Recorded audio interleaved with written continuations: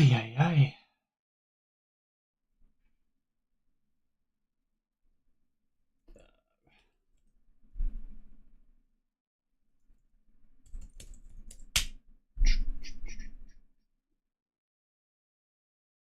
It's not good.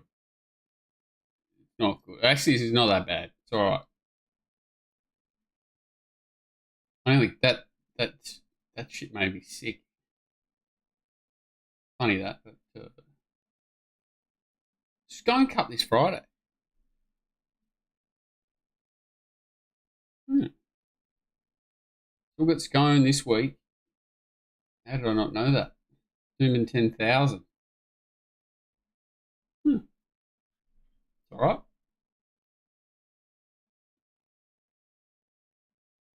Oh, I wanted fake tan just to give myself a break. I didn't get that one. Oh, I actually want to watch the replay of that before I start.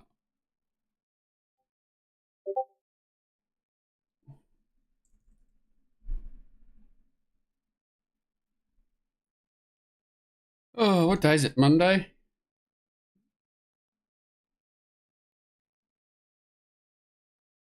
Starters out front. Red light. Field of I 14. didn't touch my teeth. Went straight through Away. straight through to my gut. But the second one, it just sat on my chest. Wasn't fun. I want to know what you did on this Takana or whatever it's called. Field of 14.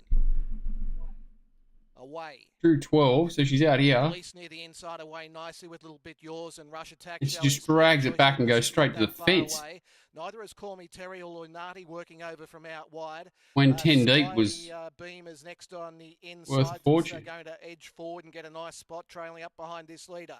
So Lunati further back, midfield. Thundos are back with it, and then Tartana, followed by St. Roy and Salt City, a couple away. She's outside Externus in the run, on the back of the winner. As they leave the back of the track and head down the side towards the 900. And on top, Lease drove through and held out a little bit yours. Thundos of the Grey makes a line of 3.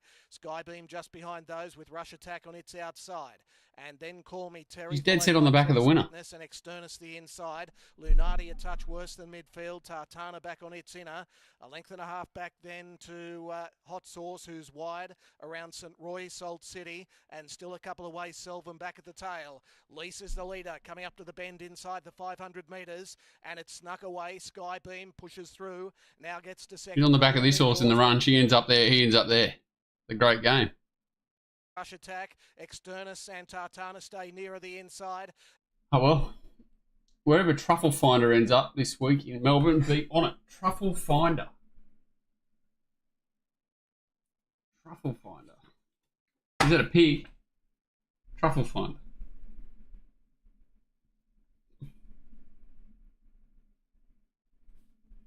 I'll write it down.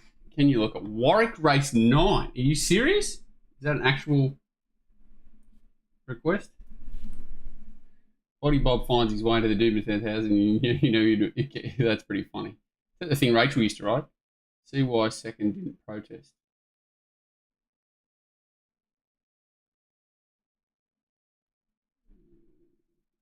That. About 4,000 tabs open. Go away. Go away. I'm trying to delay looking at this meeting at Newcastle just because it's so depressing, but let's have a look if the finalised things are here.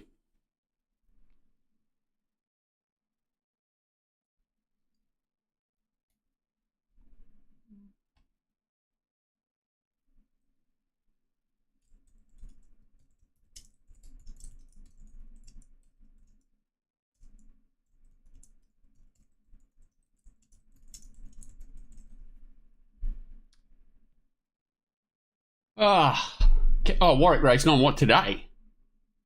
Oh, hang on. I've blown this up. 1 second.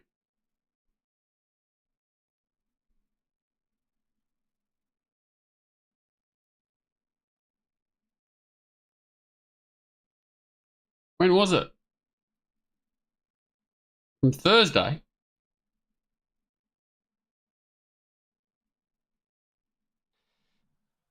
So we're just about right to go. with Cracker decided in there with Ruby's Laugh, Crown the inside. Scenic Rim's still there. Maritz Girl pre-potent is ducking and weaving in behind those with Ruby's Lad down the outside, chasing Jackley in front. Half Crown's into the clear. 100 to travel. Scenic Rim's still there up on the outside. Half Crown, Scenic Rim, Half Crown. It's hard to tell. Such a bad angle. Maritz Girl pre-potent is ducking and weaving in behind those with Ruby's Lad down the outside, chasing Jackley in Sort of ducked out by itself then, and it looks like it's come in when the others come out. I don't think it would have been upheld, but yeah, it's hard to tell from that angle. Found it. Car book for Wednesday. Trouble to find a bit of dare, so they might get a cram on Friday night. Gee, she's actually riding really well. Far out. She's winning a lot of these tight finishes and just making good decisions, it seems. All right. Can delay no longer. Newcastle. So, first thing I don't understand is they've absolutely flown sectionally in every race to the 800, 600, ridiculous, except for Scarlet Oaks race where they walked.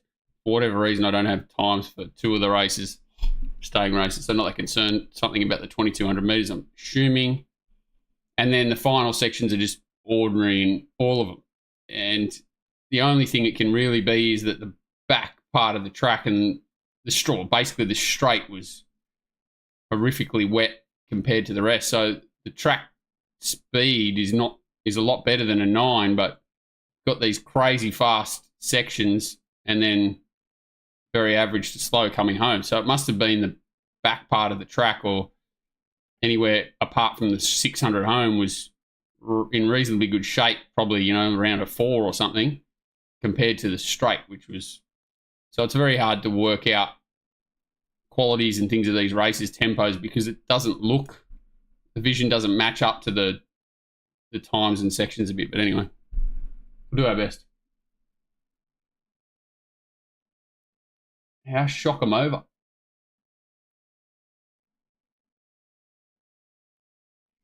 Anyway, we'll dart through it. There are a few runs that weren't too bad. There were some bad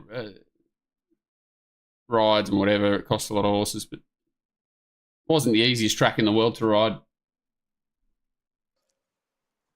Imperial Force, the favourite. So this race, it did look like they ran along pretty well, and sectionally same thing. Gone very fast, apparently, to the 8, to the 6, come home below. So fastish tempo. Winner looked like he was in full control all the way. Second horse was good, I thought, Omnic. Third horse was on debut, Harlem Queen. Fourth horse is just dying for a rider change. Fifth horse wasn't bad on debut. The favourite sat outside leader and never really looked comfortable, to be honest. And Sovereign Hill was working hard first up in front and didn't do a lot. So it does look like it was a fast tempo. Best price all day. Racing now. And Imperial Force left. It's had to work pretty hard, Sovereign Hill, to get there. Pisces has jumped really well, lands in a perfect spot. Imperialist, whatever it's called, Imperial Force comes over and gives it cover. Omnic is really green. So this is the second time we've seen it do a lot wrong in the run. Didn't think it was all his fault on debut, but still you can see he sort of throws his head and they're going quite fast. It doesn't look like they're going quick. That's the thing. It is heavy track. But he's sort of throwing his head, mouth open. Not ideal. This is the first starter behind it. Harlem Queen. Point and shoot. And this thing, what's it called? Amelius on debut as well. So, as I said, a little bit tricky because it doesn't look like they're flying here. It's not as if any of the horses are really struggling to keep up, and there's not huge gaps opening. It looks a pretty even tempo, whereas the times say otherwise. But end of the day, it was sort of 2 to 5 off, something like that would look like the sweet spot. Coming wide and sustaining a run 6, 7, 8 off the inside was very difficult, unless you were Sir Ravanelli. But even it peaked on its run, so... Yeah, he looked a ridiculous price. His favourite, sort of, I think it was disappointing no matter how you look at it. Pisces was very, very well backed at Rose Hill the other day, had a really soft run there and didn't quite sort of let down like he did here. And pretty burly sort of horse. I think maybe just improved fitness-wise. And Pisces draws 2 Omnic clear. did a lot wrong and just kept coming. There's definitely huge improvement in this horse. I'd say most likely next preparation. You look at him, he's not a real finished product, whereas Pisces is a bit of a pocket rocket, nuggety, sprinting, solid type that probably doesn't have as much physical development to come as say, your Omnic does. And Harlem Queen was good down the outside. Amelia sort of gets held up in there, so its debut was pretty good, even though it's pace assisted. Parfumist was no good, and neither was Thundering Soul first up. Yeah, I don't know. Bit of a fence-sitting mission on this race. I think they're pretty progressive horses. I think these horses will win plenty of races between them. Pisces will win races for sure. Omnic will win races for sure. Harlem Queen looks like it's definitely got huge upside, trialled really well. Then you sort of get back towards Amelius is probably the one that's you want to see it again. Point and shoot, definitely with a rider change back on top of the ground, it can improve. And then whether Sovereign Hill first up, Imperial Force might be the end of its first prep. So I think good form will come out of this race, right back to the horse that's finished last, Parfumist, whether they're, top class horses or just go through the grade Saturday types. Time will tell. But I don't think it's a rate through the moon race in particular, but I think there's some nice enough horses in it. And Harlem Queen running home into I think Point and Shoot would appreciate a better track. It didn't look like it really ever travelled here. Sort of just keeps coming. Doesn't not handle it, but doesn't quicken. There's a lot of kickback in there too. They're only 2-year-olds. They wouldn't have seen a track like this really. And Amelius is never really clear. So it's a bit of a weird race. And it's going to be hard to line this up, whether you sort of offsetting bit of tempo help with slightly wrong part of the track with a horse like Harlem Queen. Bit of a fence-sitting mission. Yeah, I think top 5, yes. You can't, I think this horse is overrated at this point, Imperial Force. And I've got time for this horse, Sovereign Hill. Obviously, it needs a rider change too, and probably back on top of the ground. Not an ideal race first up to tackle, probably 1200 on that sort of surface. Funny little race to start, but I think they're probably, some of the better horses on the day that we'll get value out of over time. It's just try and line them up.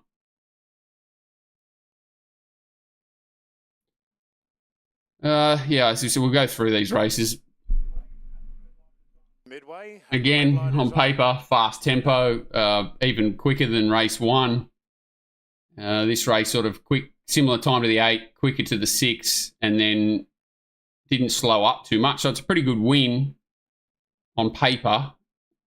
You've got sort of 4, 5, 1200 metre races on the day. So that should help at least line up the quality of the races, and this is the best of them on paper. But again, they don't get a lot of these races at Newcastle anymore. So I think you got to sort of trust your eye a little bit more than the sections at this meeting. This horse is interesting. I really think that Canberra Guineas race has been a great feeder race, but I've been watching the horses that sort of sat wide in the run, and they're the ones that have been doing the most. And Navy Blood was probably unlucky not to win that race, but it had the sort of inside run, suck. And I'm not a huge Zadaki fan. And that's probably, but this horse was coming back to midway grade, had trialled and all that. It's the horses that sat wide that have come on. But you can see, Navy Blood's now a provincial winner. Canny Wells come out and won at the provincials. That was obviously a city meeting that this one not. And Gold Bullion's come out and run well. Pot Lockroy's run well. It's actually not as pretty as I've seen, but even Everito, it's actually ran better than that, even though it's unplaced from 3 runs since. It's a decent feeder race, and coming back to midway, we see horses coming out of midway later. Just doesn't work. Decent benchmark or 3-year-old, listed form going into midways is so strong, and then midways going anywhere is like highways going anywhere. It's pretty tough to make that leap. So, yeah, a good strong win. Definitely had its chance. Did sit a little bit wide from memory. Notable that IPO was just dragged out of the race. They obviously thought they sat a bit too close last start. Drag it out, which I don't think is the way to ride the horse, but forgiving it was still a bit plain.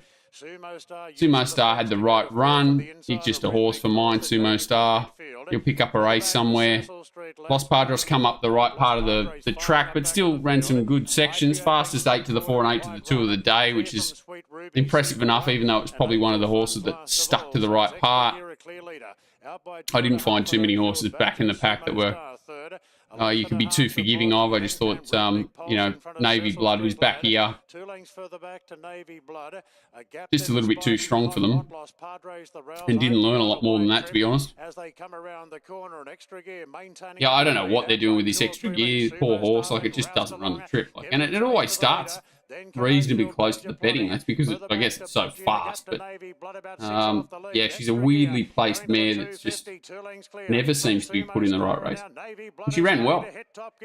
It's extra gear just in front, but Navy Blood is really getting through the ground, and Navy Blood draws clear. Sumo started second, then Lost Padre, but a big win to Navy Blood. I just think next. Yeah, the winner was impressive relative to class, but if it stays in midway grade, you'd expect it to go very close again. But if it comes out of that grade, that's when I'd be suspect of the form. But yeah, it was a super strong win. I thought of like a 50-day break or something like that. So definitely not knocking the winner, as I said, but clearly the fastest 1200 of the day adjusted for class. That has to count for something. Just be wary if it goes into open grade. Out of this grade is what I'm probably saying. Yeah, I thought Eyeball was like really shrewd in his placement. He was a real strike rate sort of guy.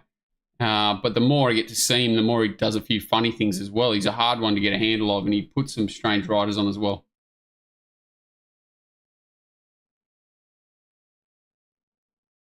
It's a Canterbury at Mooney Valley race. Still really. Yeah, you should have been J-Sham. You should have been collecting in that Canberra Guineas, whether it was lucky or not. Should have been winning. Yeah, he does love Louise, which is a tough one to get your head around. Extra gear needs, yeah. The problem is it probably needs 1100 at Canterbury with a really hot rail and a wide draw or something like that. Just get some running.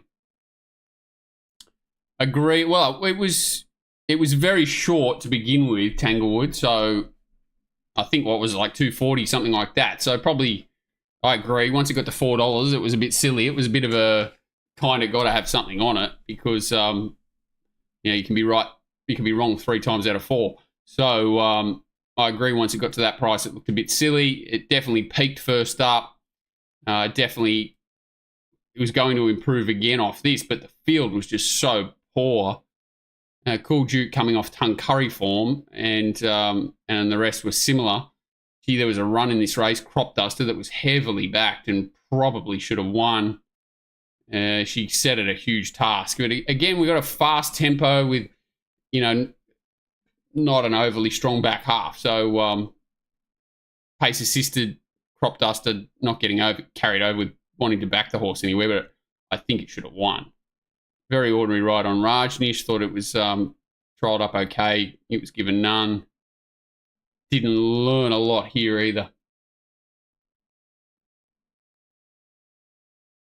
Yeah, that was weird. That was the meeting where I think King in our Discord was probably the first one to realise that the meeting was they'd run over too far, and he waited till correct weight because we were all on it in multis and things to let them know, which was pretty funny. But they didn't work it out for another 45 minutes later, allegedly. Very, very funny. Anyway, we'll have a look at it. He's not a bad horse, Tanglewood. I think he would have been sold to Hong Kong. I'm not sure if he didn't pass a vet or what the story was. How's JVO going? He's Jekyll and Hyde. He's a city rider and then he's a non-tab rider, and it's very hard to work out what he is. He rides Godolphin horses really well. I think he's one of those jockeys that I actually would like to like work with him sort of thing, because I think if you put confidence into him, he's capable, but he just gets lost really easy and then just does some weird stuff. So I think, you know, if you taught him to prepare a little better, I think he'd be a much better rider. And, you know, when I'm talking about, again, if he's riding country provincial against the likes of Buckley and those guys, he should be destroying them, and he just probably doesn't. So this is the favourite in here, is at Tanglewood. Every chance, really. Gets a little bit scary when this horse comes around and he's sort of stuck in a pocket for a while, but I think that sort of helped him. Actually, I'll sort of go back, sorry. This is, so Crop Duster's drawn inside. It's not, you know, not really an on-pace horse, but you can see it sort of jumps well enough, and there's no urgency from Molly to hold a spot. Ends up like 2 or 3 lengths behind the last horse, which is silly, because if she gave it one dig, it would have sort of been inside Tony Ball's horse here, and, you know, 5th, 6th, something like that, and had a chance to stay in the right part of the track. But she's ended up an extra, what, 5 lengths back of where she probably could have been, and travelling keenly, if anything. She's given 5, 6 lengths to Rajnish, when I think she could have been in that spot there pretty easily. And then she just does the big left-hand turn. After sort of running up the back of him, she does the big left-hand turn straight into the quicksand. Rajnish in the middle here, just sort of getting held up. No, all these on paces look pretty much Cactus now, and he's sort of Crop Duster right down the outside. There's not many horses made ground out there. I know that Sir Ravanelli did, but you can see he knocked up later in the day. So I think it should have won. Would have needed a decent ride to get home, but I think it should have won. I feel it means nothing, like as if you're not going to be jumping out of trees to back it next start. But the people, so whoever put the money on it, was a very solid go. Probably should have collected. But yeah, going forward, Tanglewood's probably the best horse. Cool Duke's doing a really good job first prep. Certainly went well enough here. Just completely honest horses, Ramones and Zanardi's Lane, in the right part of the track. Work quite hard. These guys out here are pace assisted, but in the wrong part of the track. What do you do with this form? It doesn't travel to anything but a highway. The first 5 or 6, you know, probably capable of winning one if things line up, but none of them, you know, Tanglewood could probably win again, but the rest, pretty much a nothing race. Butchered the Gold Coast track, but gets a prominent decision to the AT. The bloke should be in Parliament. Yeah, I've got to be careful what I say. It just doesn't make sense, the position that he's been put into, and it just feels like they obviously wanted to give him a job, and that was the only one available, so they plugged him in there, which is a little bit how it feels. A lot of the positions are filled. It's probably as elaborate. I don't want to elaborate too much more than that, but yeah, it just felt like that's it. Okay, we need to give him a job. What's available? Okay, just give him that. So, you know, it is what it is. Happens all the time. I feel like, like track-wise, tracks take 3-4 years to settle in, not, you know, 6 months. And it doesn't matter how good the weather is. Doesn't matter anything, really. Who makes the track or whatever. They take years to settle. They years for their routes to bed and like full renovations, like full resurfacing. They take years. You're putting drainage and stuff in. It's not a job that anyone can complete in a short amount of time, and they wanted to run like 40 meetings on it first 12 months. It's just complete madness. Like I don't know, maybe you should run a meeting a month or something like that, or a meeting every 2 months at best, to just see how the track's going until it's, you know, ready to cop more than that. I just think they're just completely insane the way they expect these tracks to just race well off the bat. I don't know enough about what happened with all the sand being dumped on it and all sorts of stories. I don't know. I just think they're unrealistic, their expectations. But yeah, another nothing race. Honest. Be a better horse next time. Definitely has upside. Probably should have won. Obviously, a wet tracker can win one of these on a wet track in the next few weeks, but probably wants a rider change and going well, but lacks a killer blow. Razors was at Newey, I think they were. JBO's weirdo.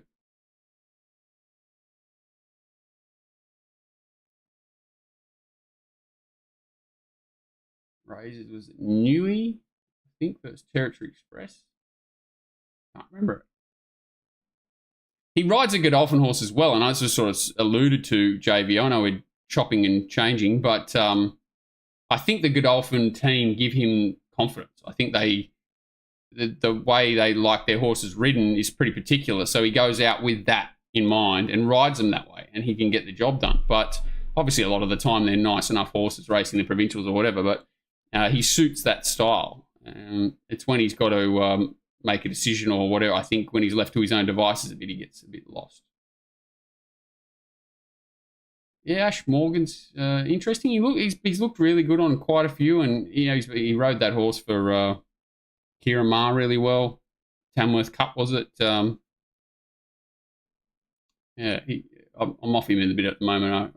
For his ride yesterday at Tamworth, it cost me eating half a thing of Gringotts was a good ride. He cost me a thing there yesterday. Yeah, they can't run one a month because I think they've just gone too early. Good point you made there too, Paul. Tanglewood started favourite in midweek at Canterbury. It's good form.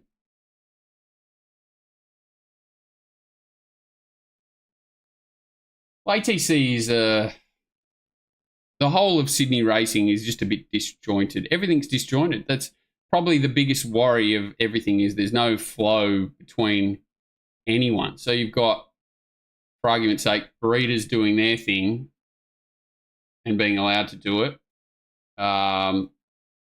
New South Wales only worried about New South Wales. Victoria only worried about Victoria running their own races. No one's really talking about core issues. I think personally, I think trainers are in trouble, tracks are in trouble, bookmakers are in trouble, punters are in trouble. The only ones that are sort of going well, I think, are jockeys. Trainers top 1 or 2% going well. Everyone else cast. No one can afford to buy horses, keep horses, train horses. There's just a bit out of control.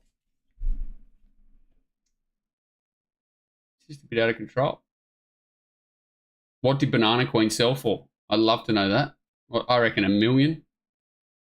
Can't be more, surely.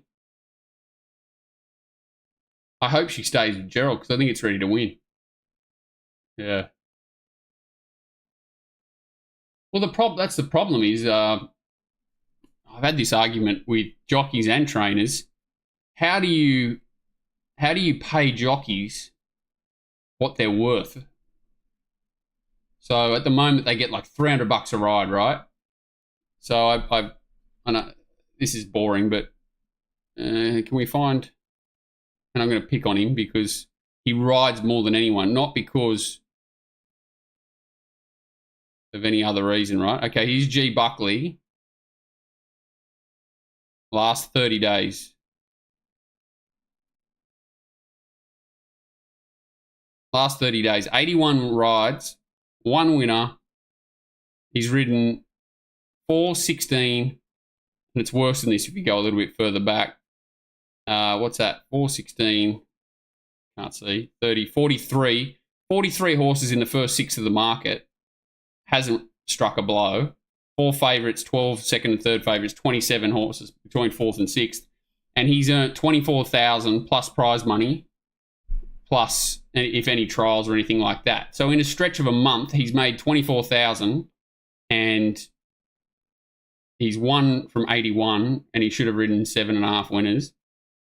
And so, I'm just picking on him. Overall, he's about a 7% jockey, which is not great either. But in this last year, he's ridden 7.5% of winners, 30% loss on turnover, 77 expected 110 from the prices of the horse that he's on, 1,000 rides. So he's made 300,000 plus prize money, plus trials and everything else. And he's not what you'd say like an elite jockey, would you? Like for him to be riding 7.5 in the areas he rides, it's not great. So how do you fix that? How do you make it so that a rider has to perform to make that sort of money? Hard, right? I don't know. I've got no clue what the answer is, because they're due to be paid well because it's such a dangerous job. But there's no way that, you know, James McDonald should be getting paid the same as Grant Buckley to ride a horse. It makes no sense. I know he makes a lot more money, you know, prize money and all that, but it's tricky. It's tricky. So they make too much money at the bottom level to not want to be competitive. You know, there's no inspiration for them to go out and try and ride the cart. You know, some of them have it in them, but the ones that they just want to pot around out the back, not take any risks. Okay, when I win, I win. It's my turn, but I don't really care if I don't, because I don't need to. That's my worry. But anyway, another tangent, but I think that's probably more interesting than the highway at Newcastle. Here we go, Spaycaster. Geez, there were some ordinary rides here. Locked and loaded now. Ready to go. Race 4 on the card here at Newcastle. By Racing, Desperate.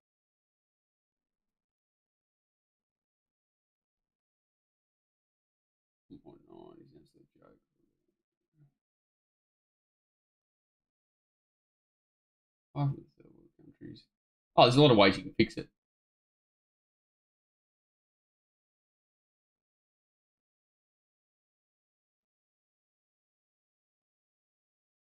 Well, he still rides favourites. Plenty of jocks with more rides. Yeah, it's true, but the problem is, definitely going on a tangent here. Probably should have saved this for later, but I believe, and I wrote some silly tweet the other day, the game just needs to be far more professional. And obviously we've got a history of, you know, hobby trainers and picnic racing and whatever, but to bring it into line, and, you know, the easiest way to look at it, actually probably say Japan, but, you know, Hong Kong is probably the one that we all know the best. We need to become in line with that sort of level of professionalism. So you don't get invited to training Hong Kong unless you're at a certain level.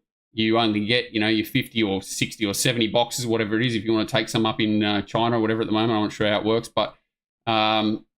you know, I just think we've got far too many, and they're not unprofessional, but they're just not at a level that they need to be. You know, like obviously there's levels of country, provincial, city racing, but it's just, you know, they're just, a lot of stuff doesn't make sense, and it's just bringing the product down to a level where it's just almost untenable. Like it's just, you just get so many races now where nothing can win. It's just an act of God. No one can predict it. You can sort of try and work out kind of where your horses are going to be, but the level of riders and horses and whatever, it's just literal poker machine. It's just, you may as well dead set go and play bingo.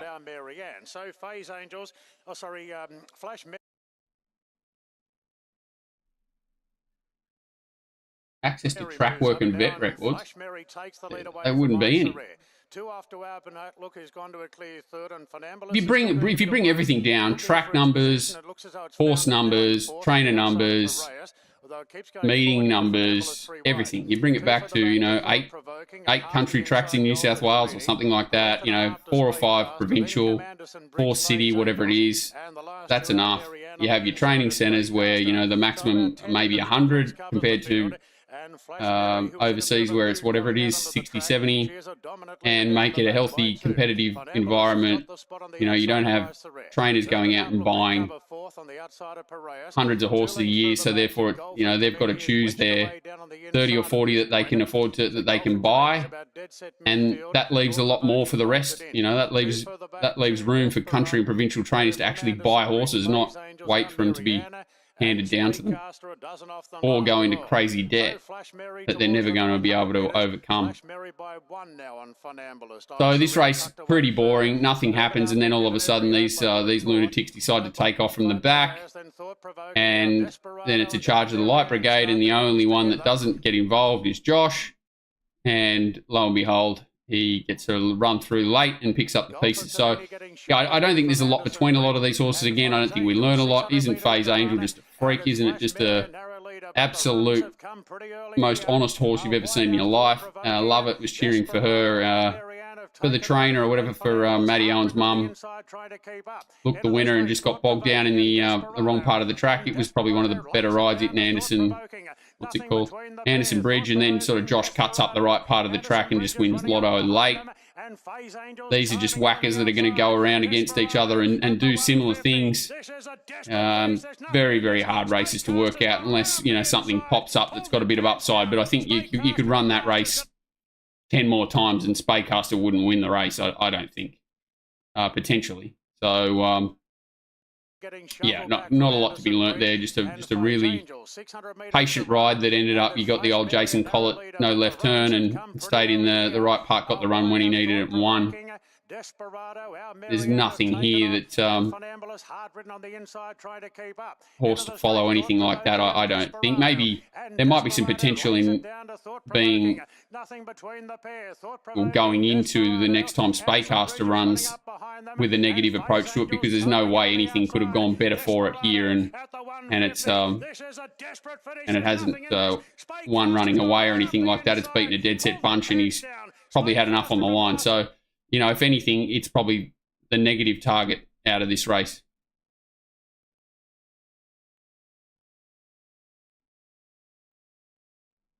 Fura won't pick up my calls. Yeah, 10 except the Super Maidens are ridiculous. The country Super Maidens are ridiculous. It's just the spending of money's very, very weird. What do you think about Rosehill 5B? Under the right hands could be a long way to go racing. I'll keep that a secret, the punishment for the loss, but it's not as bad as the last two. Well, it might be. I don't know. I'll probably die, but it's probably not as bad.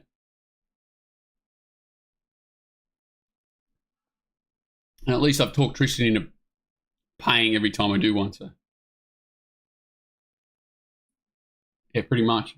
I had to watch Jess Taylor go up the inside. Again, nothing race there, but yeah, there's probably upside in being against Spaycaster. Its last two races, it's really found the right race, right part of the track. The claim the kid did a good job on it last start. Came up to a race here where it probably had to find a couple of lengths, and I don't think it did. I think just circumstances really unfolded well for him. This is the most least competitive race I've ever seen in my life. So on a day where they've broken the clock the first half, this has done the opposite. They've absolutely walked. And, oh, sorry, my wrist is cactus. Yeah, they've just handed this horse the race. They've then all rolled off the fence and left it there. It's just like, you know, I'm not saying it is, but, you know, if you had to script up the biggest one-goer in the history of racing, this is it. Sit sprint. Joke race.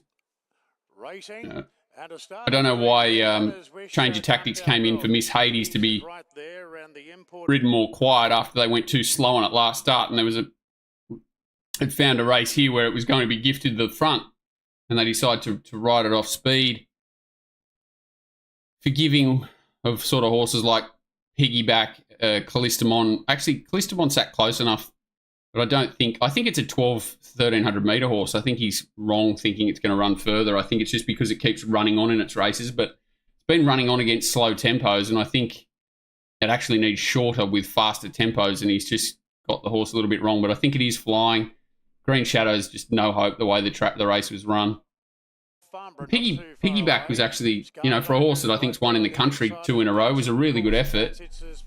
And then you've just got to try and work out whether that detracts from the effort of Scarlet Oak or whether it's actually got some good ability. Because he said it was actually could have settled a lot closer, Piggyback, and was dragged out of the race. And he's really strong late. But you can see they're absolutely walking here. Leader runs last, which is interesting, but had trial pretty badly. Miss Hades just horrible tactics. And Farnborough in front was a real mudlark in Ireland. Farnborough leads by 3/4 to Nana's Wish and Scarlet Oak. I've been trying to learn how two-handed bowling. Trying to learn how to take my thumb out and bowl two-handed. I've never done it before. 2 weeks I've tried it. My wrist doesn't seem to like it. So just a complete joke at this stage. The leader's not in the race. Nana's Wish is a very honest horse. in a right spot. Callistamon off the back. Miss Hades doesn't do anything. Green Shadows and Piggyback out the back, giving Scarlet Oak a long start off a soft tempo. Further back to Callistamon. Miss Hades starting to go forward. Green Shadows under the pump.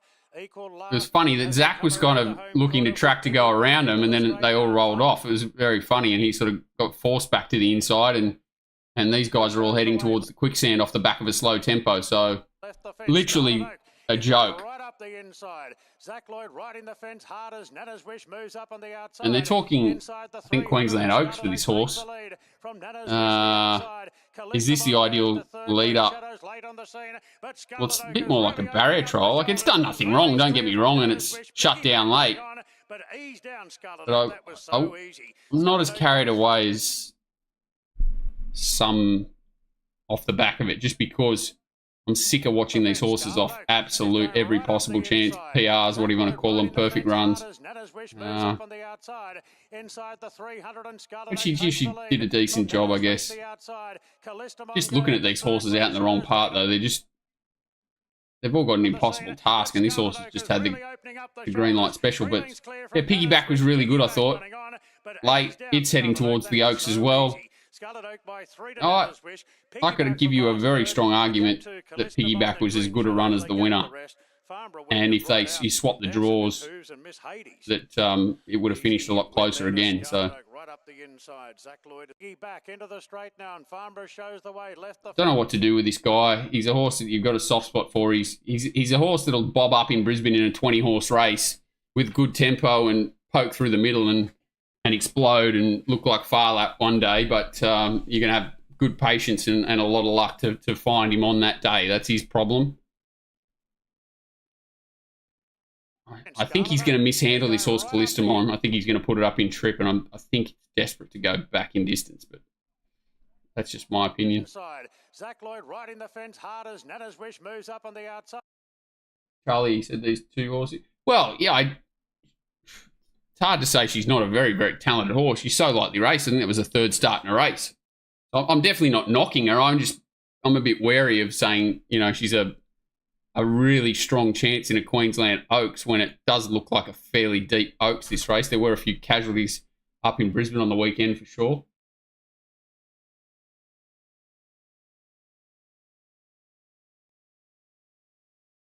Yeah, the time's very slow, but it's horrifically slow out. I didn't get times come in for it, so I'm not sure what the story was.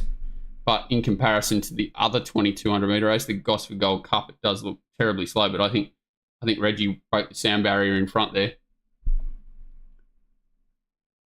I've been holding something with two hands.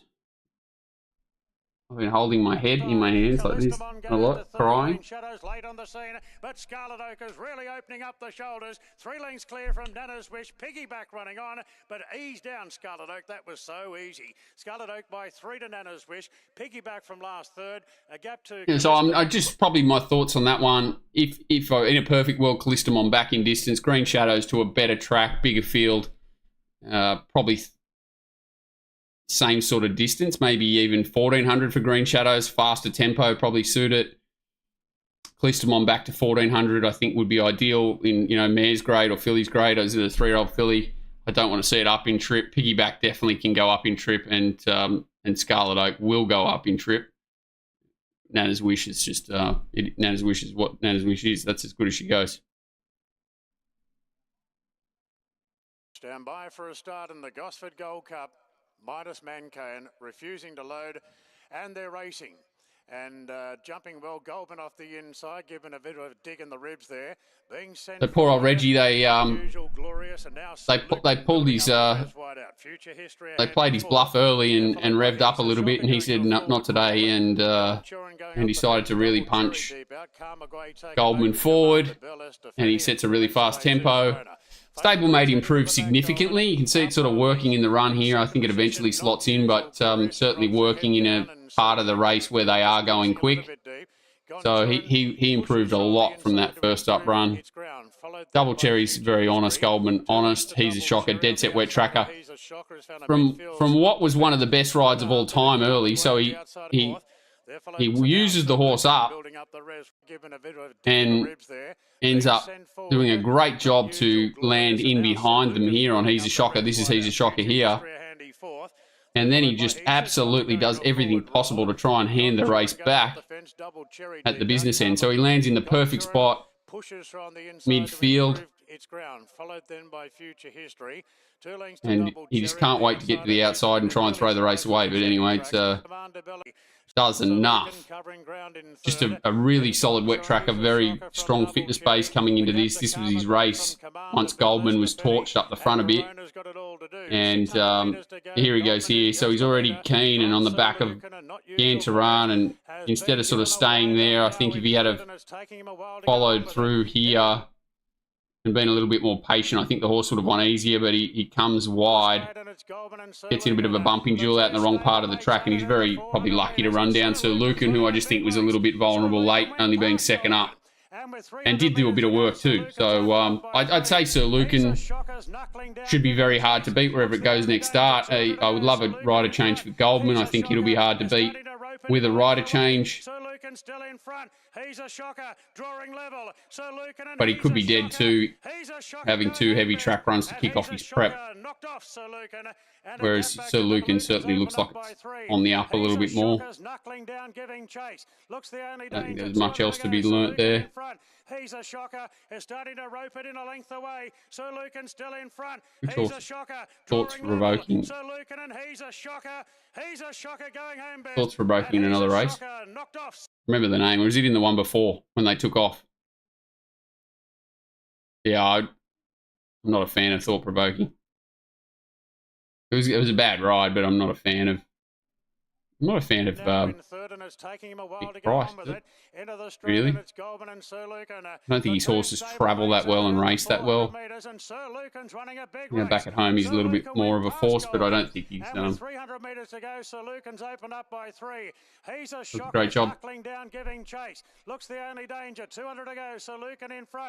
Yeah, Kalmagui is a bit of a nightmare. Ran up their asses in the wrong spot there before the bend. He's been set a bit of a task in his life since he's moved stables as well. I think he's a pretty good horse. I'd actually love to get hold of him and send him up to Rockhampton, something like that. I think he'd knock up winning Cups races up there.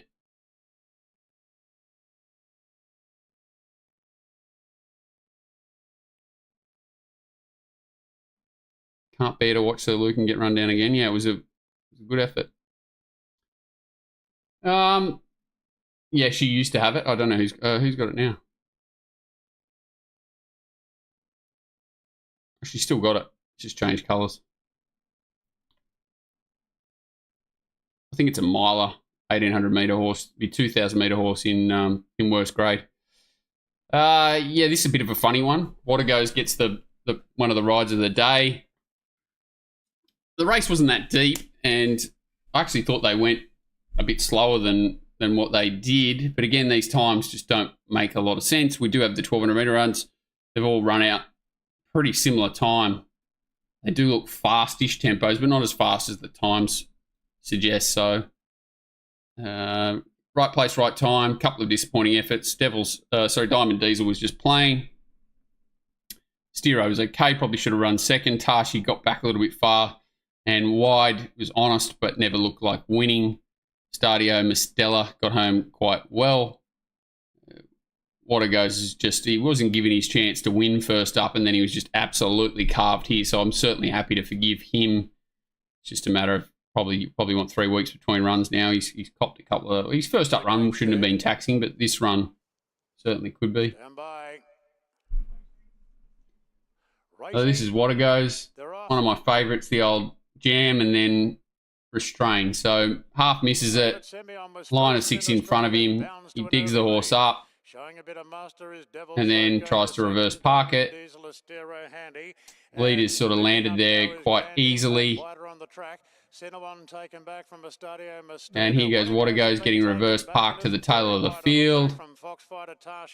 I just hate watching this with a passion. So he really could have been where Sinawan is, I think. You know, for using the same amount of petrol. And as soon as he gets back last after dragging it out, he takes off 6 wide. So he goes back to a position that he could have been in without reverse parking it. Cheap run on its back, but it's caught even wider now. What it goes as they come to the turn. There's plenty happening. Semyon in front, staying at a harm's way. Semyon leads. They all kind of had their chance. Obviously, Water Goes and these horses out wide didn't. He chimes into the race. He gets within sort of a length or two of second, and then whacks away. I think he's just such a good horse. Water Goes. Steero's very honest in these conditions. Tashi's very honest. Stadio and Stella good first up, and the winner was just, I think, in the right place at the right time. Just found the run quite a bit against most of the other runners. Time, nothing special.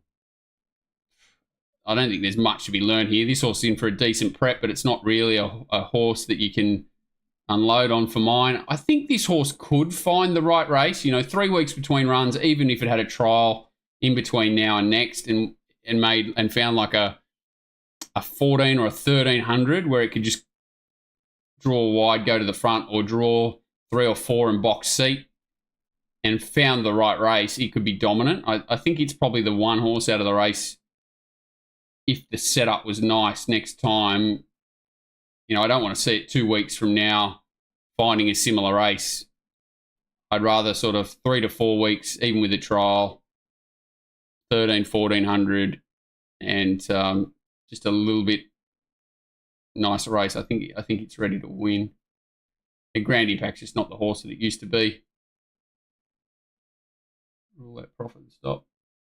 Hello and good luck.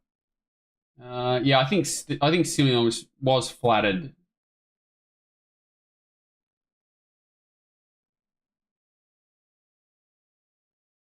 I think Fox Fight is a 1,000-meter horse on a dry track. It's another horse that guy's just absolutely butchered. It's definitely not a testing 1,200-meter horse. But I think he's half killed the horse, to be honest. I think he's absolutely killed it. It's another horse I'd love to get hold of. Tried a few times. Yeah, I think there's a bit there. I think the winner, a little bit flattered, as mentioned. I think Tashi's looking for a spell. Stero, that's conditions that it loves. I think it's a little bit flattered, if anything. First up, pretty good. And Water Goes is the one back in the field that can probably improve significantly without surprising. Oh, Fox wasn't butchered. Well, it was butchered. It was given no winning chance. Just dropped out of the race. But it wasn't... It's a bit like that. It needs things to go its way. Yeah, they sold Mahogany. They sold it.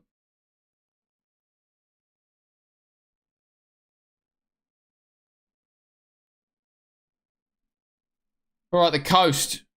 I don't know how Magnaspin lifts off the canvas and wins here. No matter what, they've definitely run along here. Sat outside, I Know a Star. Williamsburg just turned it up. Looked the winner, but never really looked the winner, if you know Williamsburg. Very ordinary ride on Grabini, but still went plain. Think the conditions were against it, but still went plain. Premise went terrible. Tavi Time went very fair. Hollywood Hero ran on okay from the back. I think the race is very, very, very scary going forward. Only a little $500,000 race, thank you very much. 1,600 metre quality that, Tavi Time as a provincial championships horse started $1.90 in for $500,000. So another really overpriced race.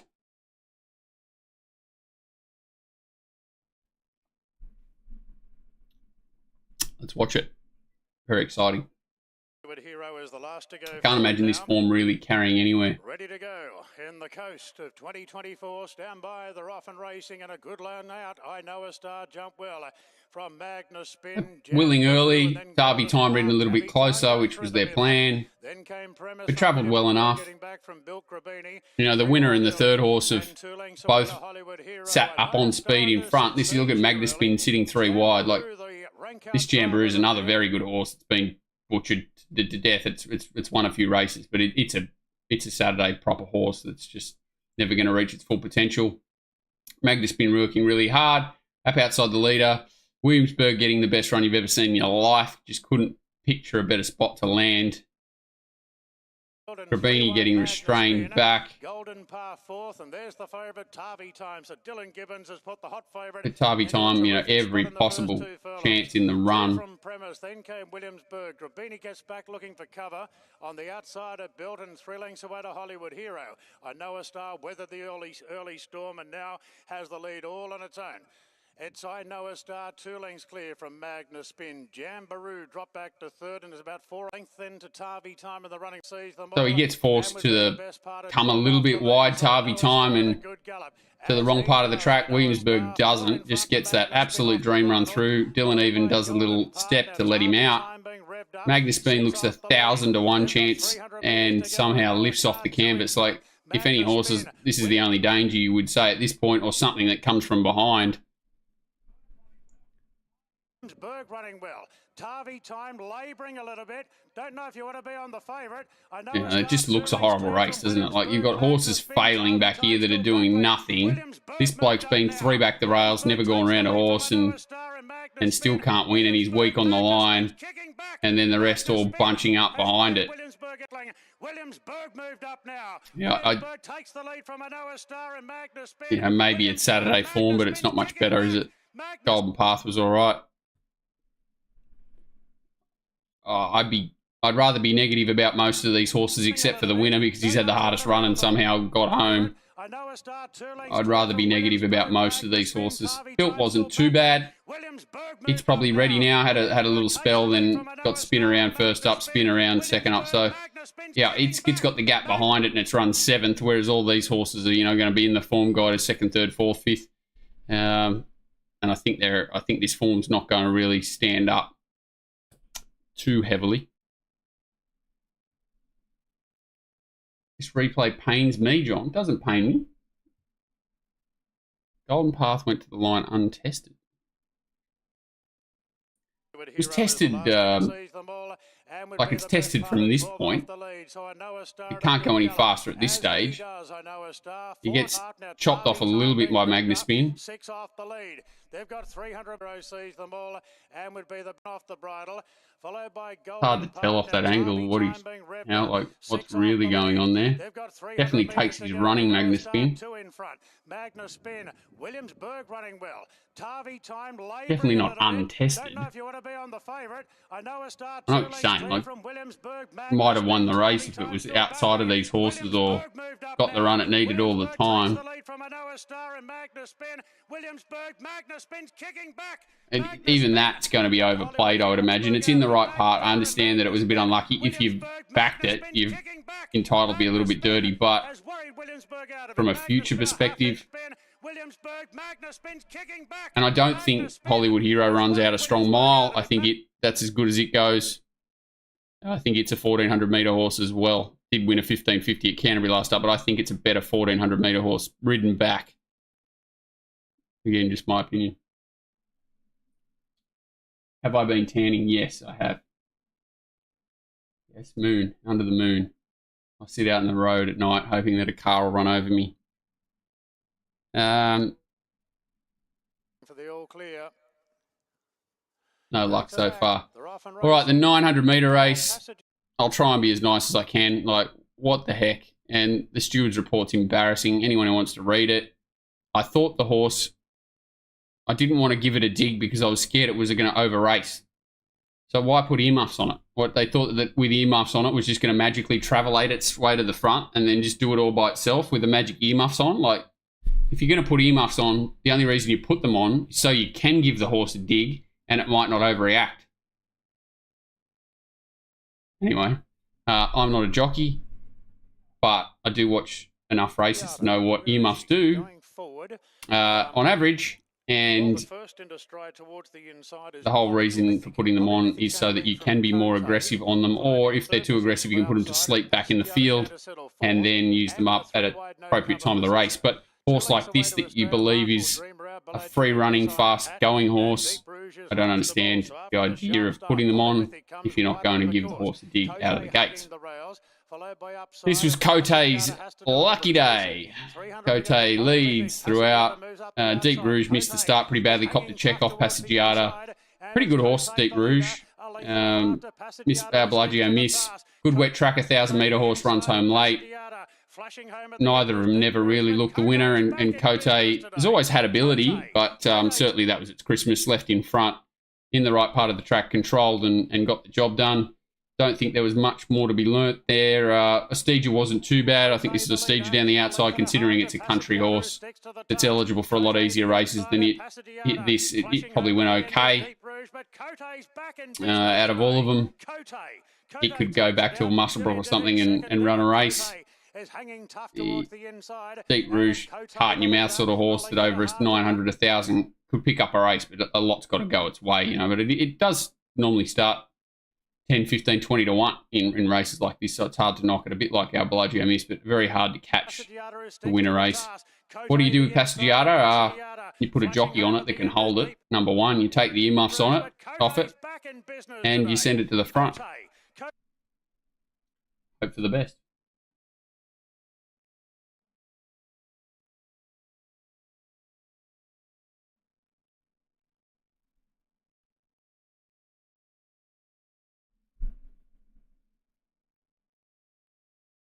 Not much to learn there.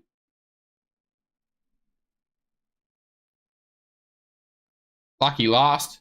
He's a grand old horse, this bloke, Digger McClellan, winding back the clock. One of the few horses of the day who whipped down the outside. Obviously, again, a pretty solid tempo, and there's no merit in their back end of this race. It's brutal, but, you know, he did something no one else has done, and he dead set knocked up in the quicksand about 150 out. So, yeah, good effort. Horrible race.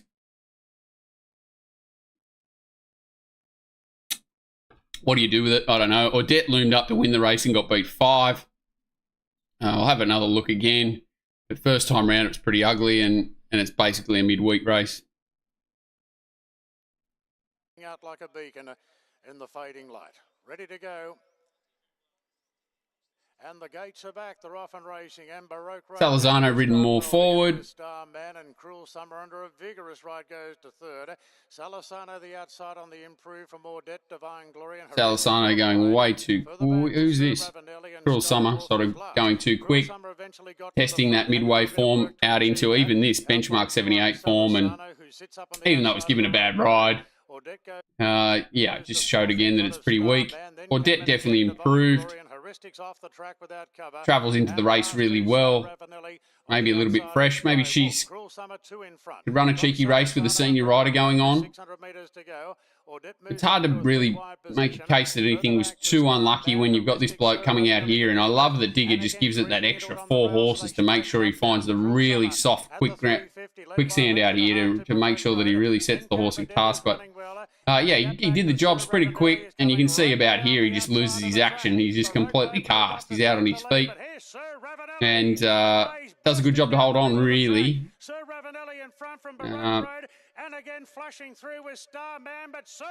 I don't think the form's going to do much. It'll, you know, similar grade. It'll hold up in similar races. These are sort of take-turn horses. I think, depending on the conditions on the day and, you know, track and whatever, you know, you get a different winner each time out of this race. Heuristic was okay. I think it was 1,000 to 1,200 second up.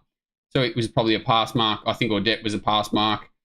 And again, was better set up blinkers. I thought it was only just okay. Who else have we got? Baroque Road was first up, so it went okay. Skywolf, very fit horse, coming through the right part of the track. Off the back of a fast tempo, probably a bit flattered. So just a horse. Not bad first up, but just a horse. Just a horse. Just a horse. 1,000 to 1,200 second up. Can forgive. Can forgive.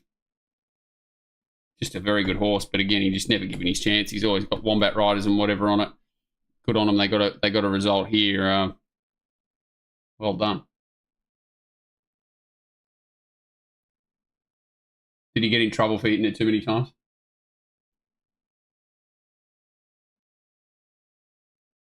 Yeah, pretty much. At home on the Tongue Quarry quicksand. That's exactly right.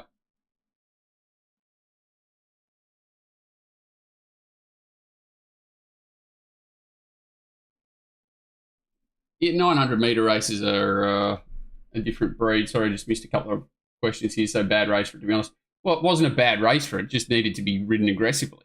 So if it had no earmuffs on, it would have led that race be 3 or 4. And especially if Rachel gave it a dig, it probably would have led be 8. You know, they didn't go quick. Probably would have won. It's just a very strange setup. Strange rider, strange earmuffs. Oh, not weird. It's just weird. Weird. All right, that's that. Gone. Brisbane. I don't think there's like that meeting up there.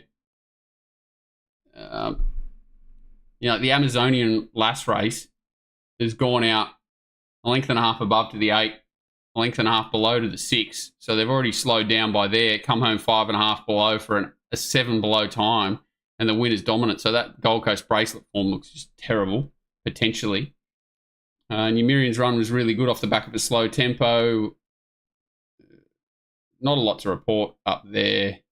Fast tempo out with Singh. Periel's gone like a rocket. Miriam's gone well. Cornisha's gone well. But I don't think... Yeah, it was the Gosford race was meant to be 1,000. It was changed to 900 when it was moved to Newcastle. Yeah, I didn't think there was a lot there, especially sort of heading towards... We'll look at the back end of these races. Numerian's a funny horse, isn't it? It was 25 to 1 here. I've done my arse on him a few times at big odds, thinking he's ready to do something, and he's always kind of let me down. But in this sort of setup, midfield wide, off a leisurely tempo, I didn't think was Numerian's go, but he was in the mood on Saturday. Really negative rides on Kovalika and Wetter off the back of a slow tempo, certainly not helpful. Thought he fell asleep a little bit on Just Folk, but you know, kind of had its chance. Maybe just doesn't run the trip out that strong, or maybe it was just a little bit flat off the Hawkesbury win. I thought it'd take running down from the spot that it landed. Yeah, pretty sleepy rides on Kovalika and Wetter. And even though it sat wide, it probably wasn't a bad spot to be the way the track was and the tempo of the race. Wetter was still pretty disappointing late. Huge drifter. Kovalika was good through the line. He's a hard horse to catch, isn't he? Not much happened there. I thought the Corniche race was pretty steady as well. Even though the time was pretty good. I'll have a quick look at these races. Jamie Mott, 2 rides today, a first and second. Yeah. I don't watch the Melbourne races enough anymore. I can't really comment on those riders too much.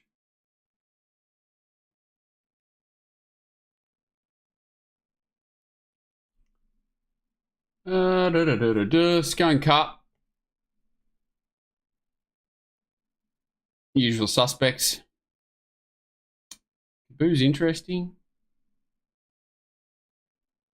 Good. There'll be so many dual and triple acceptors in these races. It's going to be an absolute nightmare. So, like, early betting wise, I think those sort of races are just not worth looking at. What's the forecast up here?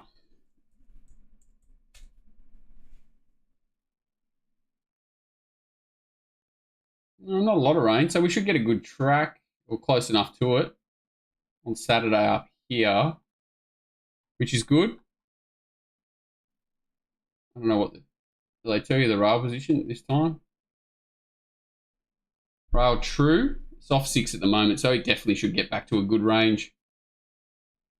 Haven't really looked closely at what these horses have been doing. Obviously, Benedetto won last week. Geez, that's got to be short, hasn't it? 225. I wish I win. He seems to have all sorts of issues, and the stable's certainly not completely airborne. In Secrets, off setback after setback. Private Eyes had really tough, weird prep.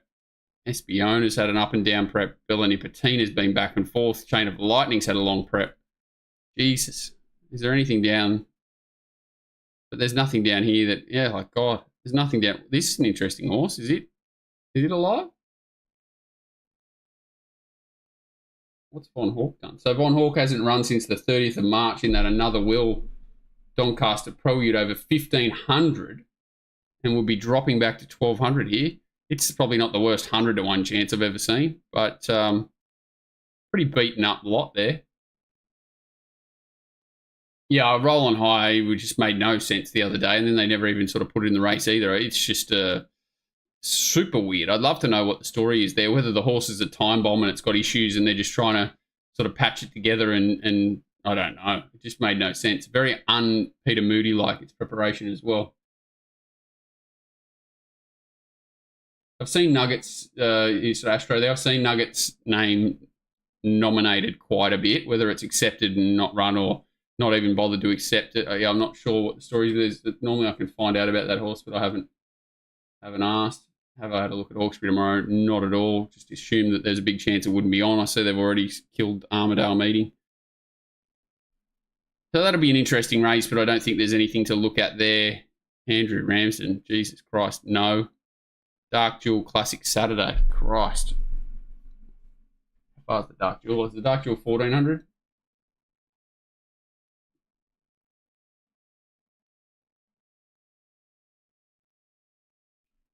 $1,400.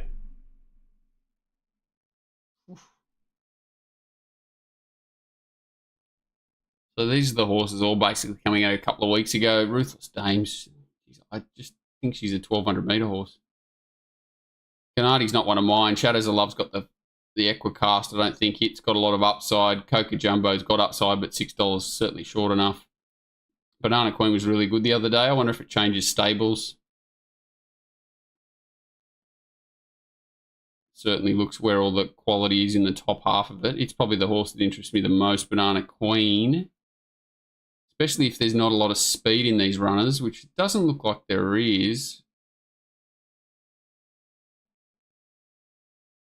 I think it could run well, but I've got no idea if it's even going there. It's the horse that interests me the most, Banana Queen. Doesn't seem like a race that Ruthless Dame would land in. Sure, like it's just weird. Group 3 quality. Ruthless Dame's at 61. Coca Jumbo 56. Banana Queen 53. Banana Queen's very interesting there. How far was it first up? 1,300? 1,300 Hawkesbury Crown, 1,400 second up. What's the weather like? Scone.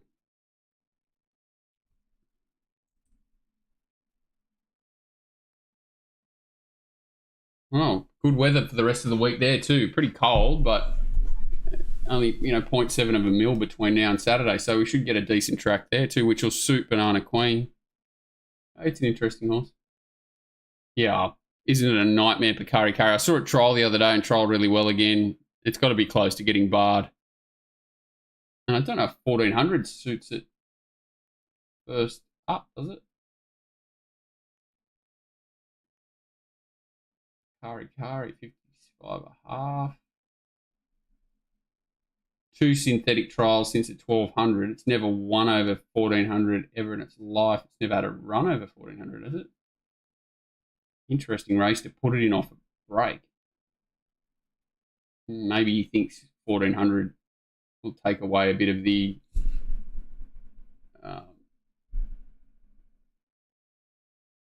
missing the start factor,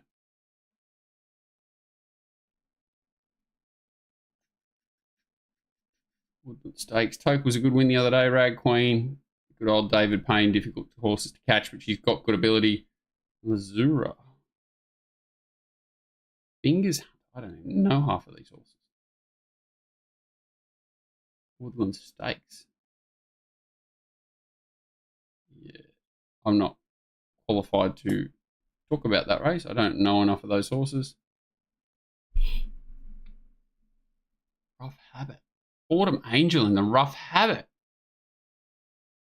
Oh my God. He's torturing me, this horse. Torturing me.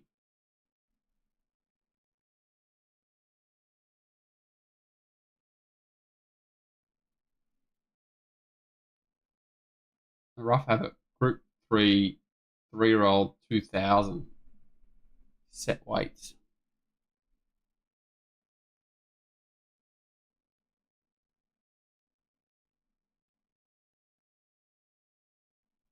Hmm.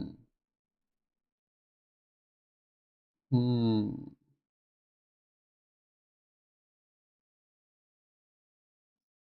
I know it only won a crappy race the other day and it only looked average, but I'm sure this horse is a good horse. I am proud, and it was not well set up the other day. It's still probably a run short.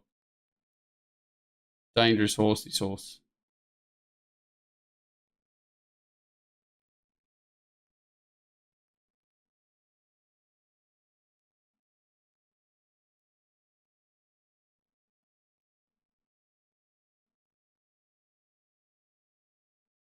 Hmm.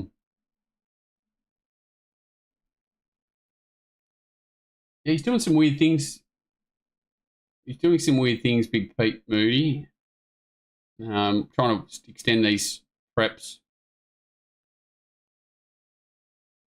Well, he doesn't miss the start, Port Lockroy. They're just dragging him out the race. If he draws a gate, he could run out of his skin, but, you know, you're probably going to get $9 anyway. I don't think there's any real value here. Even though I'm a high and proud fan, I think he'll probably be double figures no matter where he draws. The beauty of these beautiful all-in 400% markets. Interesting race, though. I'm actually excited to have a look at Saturday. This is actually better than I thought, so at least we've got some decent racing after. Saturday was so brutal to try and measure up. How is Jimmy Star the same price as Amenable? Is that a joke? They put up $6 Amenable, $3.50 favourite Jimmy Star. Yeah, that makes no sense. Any horses we're looking at? Oh, the old water goes. He probably chance he could back it up, drive me crazy. Crazy. That doesn't make sense.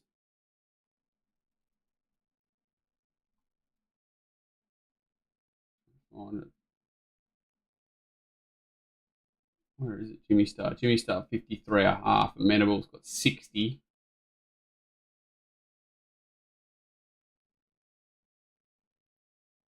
And third. Jimmy Star's not much of a star.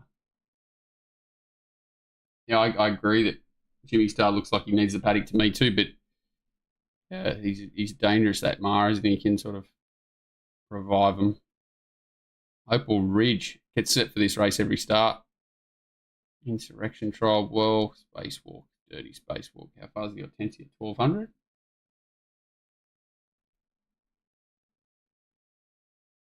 I've now got 53 tabs open. Hortensia 1100. There's an interesting horse. I own a Merc.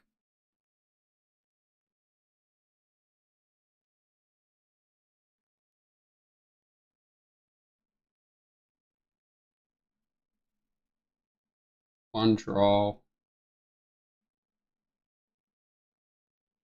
It's probably not up to those horses, but it's an interesting horse at big odds. Not a fan. Very average, very average. Not a lot there. Yeah, it's the horse that I could easily spec at 25 to 1 if you knew it was going there. That's a big price, I think. Pretty talented horse. Probably going to get the wrong rider, but what can you do? Geez, it's been a disappointing horse commemorative. Continues to come up short prices, doesn't it?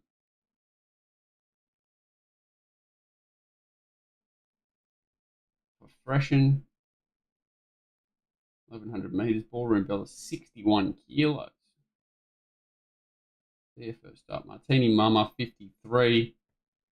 Again, this is a horse coming out of highway form. I know it looks better than it, but it was given a good ride the other day. A lot went right. Huge class rise, huge class rise. Beat Tanglewood. The horse that was super the other day was Spring Lee.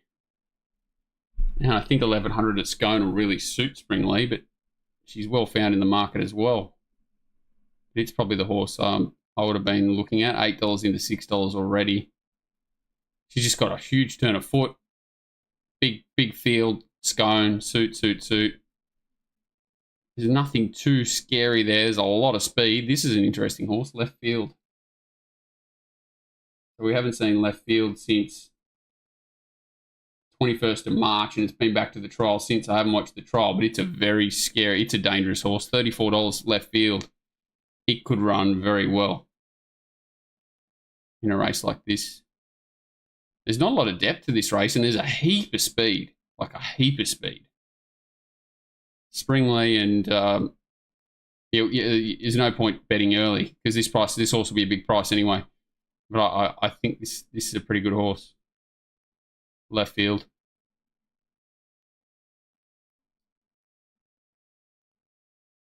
Yeah, Scone last year they did a funky old trick with the inside. Usually it races pretty well, but you just hope they don't play games with it. These fields are actually pretty exciting. It looks like, not from an early perspective, but it looks like there's some depth to them. I'm actually pretty interested. Here's a horse. Elmore Zillow. How is it $9 in any race up there?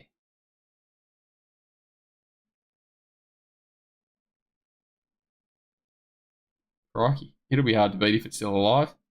Unless he puts CJ on it again. Surely he can't. He just can't. It's not possible. He can't do it. He can't do it. My head will blow off. Is that it? Chairman's Handicap. Political debate. The mighty political debate via Wagga.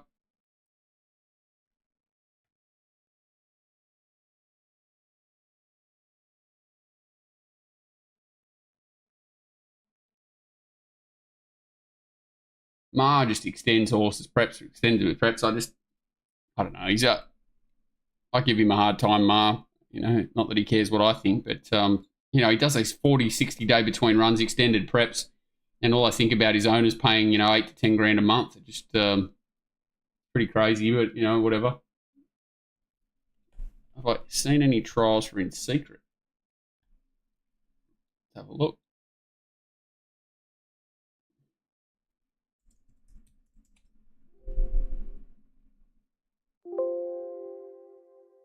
I trialled twice, but only once this time in. 7th of the 5th at Warwick Farm. All set.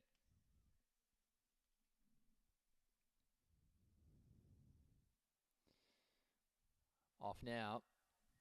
From the inside, Lady Boss away well. Think about it, and accredited showing speed from our Tribe in the middle. They've trialled it on the goddamn Polly. S on sliding up via Tribe wider than Lady Boss. In the straight now, 275 to run. It's accredited showing the way. Think about it looming up the outside, then S on. 100 metres left to run. Still accredited the leader, given a little squeeze near home. And will hold Think About It. So hard to learn anything on these polytrack trials because they just don't travel the same way. It's so hard to run on. It's just they get in a rhythm and, they just don't really, they all look like they're doing the same thing from first to last. It's just so hard. If they really truck up and make a lot of ground, it's usually a good sign. She doesn't do a lot right. I don't think she looks... I don't know, she looks big. Credited too good. He's got a nice record. I don't know. 50% of his starts. He's had 6 goes, 3 wins. Certainly didn't stand out as a horse that's ready to let loose. And that was last week. Run second. Yeah, he's a funny cat, Luke Marlowe. I like him. Left Field trialled well. The stable was airborne when it sort of ran the other day, but it was an arrogant win fresh. And I know Mark always had a good opinion of the horse. It's just a mad fresh horse, so I like the freshen up and mid prep trial for this sort of horse. Yeah, I definitely think it can win.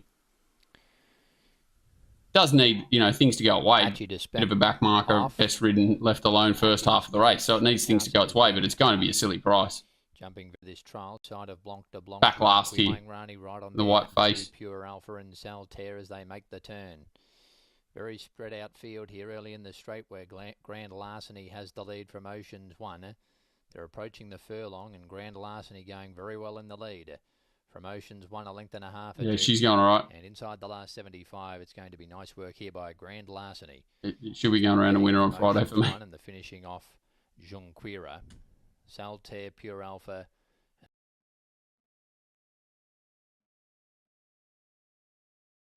I don't mind that. Scone's the capital of, you know, breeding and whatever, so I got no issue with. Yeah, Schumacher will be on Merck for sure. With those sort of sales races and whatever, I think a lot of those are funded by the sales companies. From memory.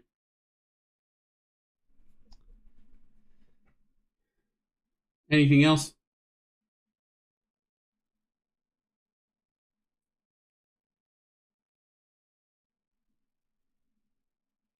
Actually pepped me up a bit because I'm sick of looking at these crappy heavy track races, and that at least looks like it's going to have a bit of depth to it. Scone meeting, and so does the Brisbane meeting. You know, it's and they should be reasonably firm-ish tracks. Are you serious? Shockama, are you serious?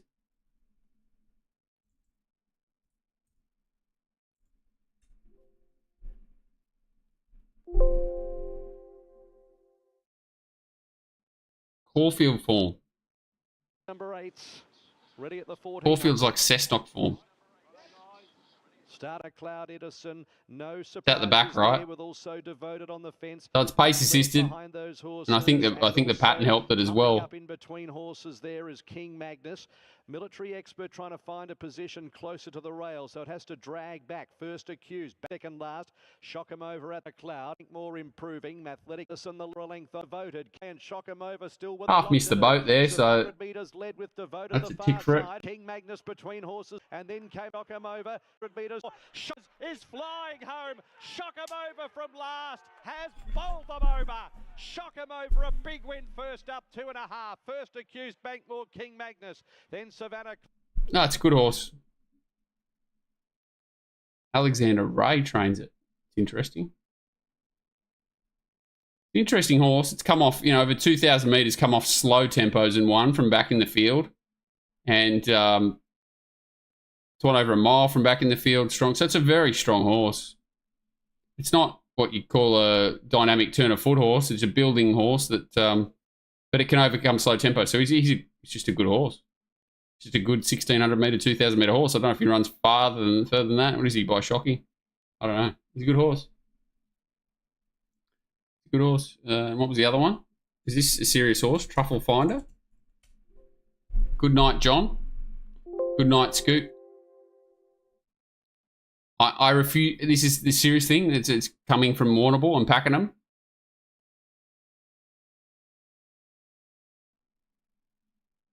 Right. 1,200 metres side. Prince Sonic is trying to stave them off with 100 to go. Truffle Finder from Mizzo. Prince Sonic keeps on kicking. So I'm just trying to work out what horse it is. Followed by Dust. So it's in the black and bumblebee colours. Through with the grey like a Swift. Kettle on the outside, Nika John, Melissa, Kate Truffles, my then fly a length of Calico Jack, and then followed Olympus, then Bonjour back. This is my turf, well back flying. Oh, this is the Clinton McDonald thing that everyone, the man and their monkey were on that day. Was Kettle, and then followed Dustland Fairy Tale. Prince Sonic tries to kick, lets Mizzo out. Also Truffle Finders getting into the clear. Got a sort of balk for a run. Prince Sonic is trying to stave them off with 100. And the track was obviously. Truffle Finder from Mizzo. Prince Sonic keeps on. Flattens out well late. Yeah, I can't add anything there. 1,200, 1,200 was well set up. Nearly had everything go its way, just a little bit stiff, but the winner's gone very fast in front. I don't know.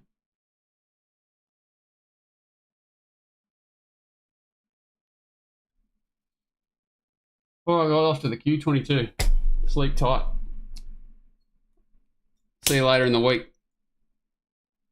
Got some light, even though I'm got to go and do another punishment now because I refuse to find a winner. Cheers, guys. See you later in the week. What are you prepared to lose today? For free and confidential support, call the number on the screen or visit the website.